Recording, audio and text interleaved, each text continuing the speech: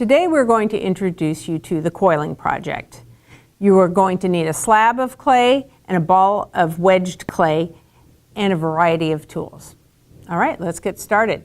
You're going to start with your slab of clay and take your empty water cup and cut around that with your needle tool. Then take that circle of clay and place it on your project board.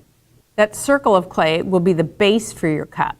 And now you're going to build the walls of the cup with your coils. To make your coils, you're going to squish your clay into sort of a snake-like shape, and then you're going to start rolling it from the inside of the coil towards the outside, back and forth. If you find any uneven areas, you just press down the thicker areas until it becomes more even.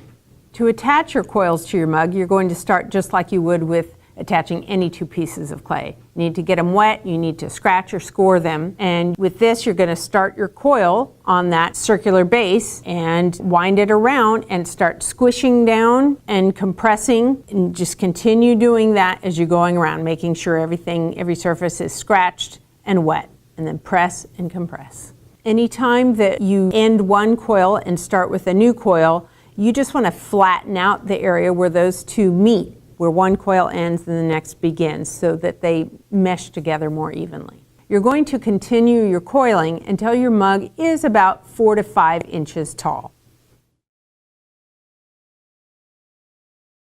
You're going to smooth out your coils with your metal rib. This seems to work the best for this project. But on the inside, it might be a little tricky to get in with that, so one of your sculpting tools will help you in that area as well.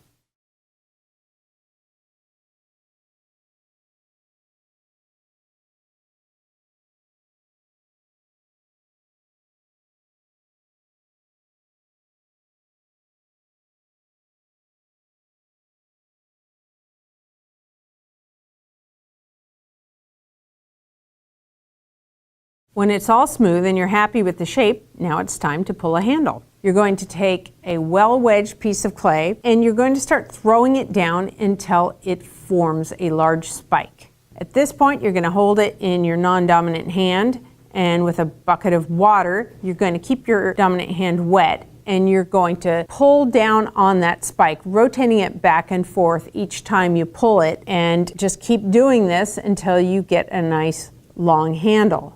Then you're going to take your thumb and go down the center of that handle to make a bit of a groove. You'll put it on your project board in the shape of a handle and let it set up for at least a good 10 minutes before you attach it to your piece. Now that your handle has set up, you are going to lay it on its side and cut it so the edges that connect are cut evenly, and you're going to attach it to your mug. When you attach it, you want to make sure the top of the handle doesn't go above the mug. Otherwise, when you turn the mug upside down, it won't lay flat.